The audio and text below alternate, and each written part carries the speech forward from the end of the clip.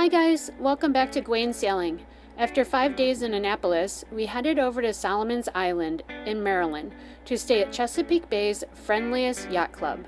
They welcomed us warmly to their clubhouse and made us feel like one of them. They had complimentary bicycles that we used to grocery shop, and then we stopped by the local marine museum and wandered around their interesting exhibits. We climbed up to the top of an old lighthouse from the early 1900s, which was moved to the museum grounds as part of their exhibit. We ate dinner that night at the yacht club, and since today was Wayne's birthday, all the members helped us celebrate. We crossed the border from Maryland to Virginia and saw pelicans for the first time on our trip. We saw them at our stop in Reedville, a very small town that has a very large and stinky fish processing plant that we could smell as we entered the harbor. Our next stop was in Deltaville, Virginia, at the Regatta Yacht Center. This marina was beautiful and had great bathrooms, which made me very happy because we ended up staying there for 4 days due to some high wind and waves. Wayne spent the time while waiting out the weather by fixing the leaky hatch in our V-berth bedroom.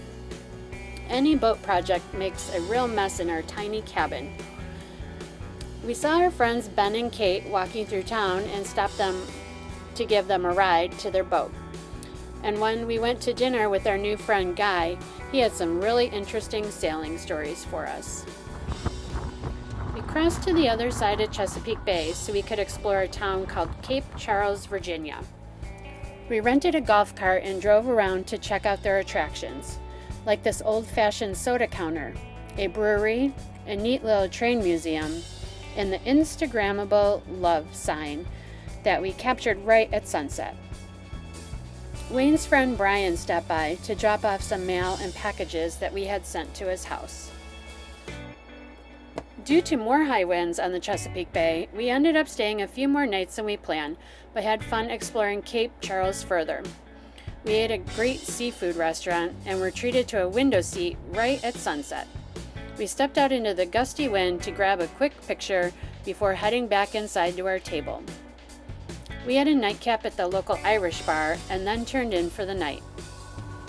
The next day, Brian met up with us again and drove us to a local vineyard for some wine tasting. We learned about an oyster shucking fundraiser for a local man in town and headed over to the farm for some barn party fun. There was a DJ playing music, a silent raffle, a cash bar, and lots of oysters, both fresh and cooked. Wayne and Brian had their fair share. We stuck around for a few hours and made some new friends. Once the wind died down, we crossed the Chesapeake Bay and headed for Hampton, Virginia. These big ships were anchored in the middle of the bay and reminded us of the game called Battleship, where you place your different size boats in various spots on the game board. These boats were scattered all across the water along our route to Hampton, Virginia. Hampton was a scenic place to visit, and we had a great marina for the night at the Hampton Yacht Club. We are currently looking to buy a used catamaran, and this yacht club was in the perfect spot to view them while in the area.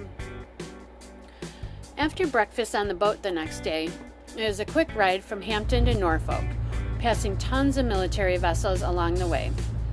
Norfolk is one of the largest Navy bases in the world and has a huge presence in town.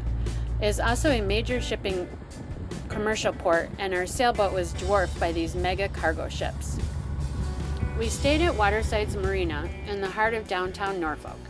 It was close to all the major attractions, a laundromat, and some great restaurants. Our friend Rick was in town for the weekend, so we grabbed dinner with him the first night.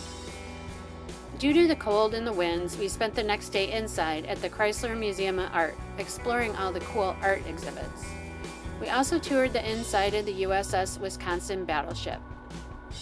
The city is decorated with over 100 arty mermaid statues installed all around town, and we had fun spotting them as we explored the city for the next 4 days. Rick's buddy Brian stopped by to hang out with us at the local bar and joined us at a comedy club that night. The city did a really nice job lighting up the nighttime for the holiday. The entire city was decorated for Christmas time, even though it's not even Thanksgiving yet, and it felt very festive. Our muffler broke the morning that we were supposed to leave, so we had to stay an extra 2 days so Wayne could get a new one and then install it. But this meant that we'd be able to see the holiday light parade through the streets of downtown Norfolk. They had marching bands, lighted floats, and Macy's parade-style floating balloons, and it made it feel just like Thanksgiving. They even had a Santa at the end, and it was so much fun. Brian stopped by on our last day to grab a delicious Sunday buffet brunch at the Hilton Hotel across from our marina, and then we all set off in the boat for Chesapeake, Virginia. It was a short 2.5-hour boat ride, and we had great weather as we went past more military boats and through a couple of bridges, including this cool lift bridge that raises up so the sailboats can get through. Brian even got to experience his first lock on this section of the river. And just like that, we were on the Intracoastal Waterway System.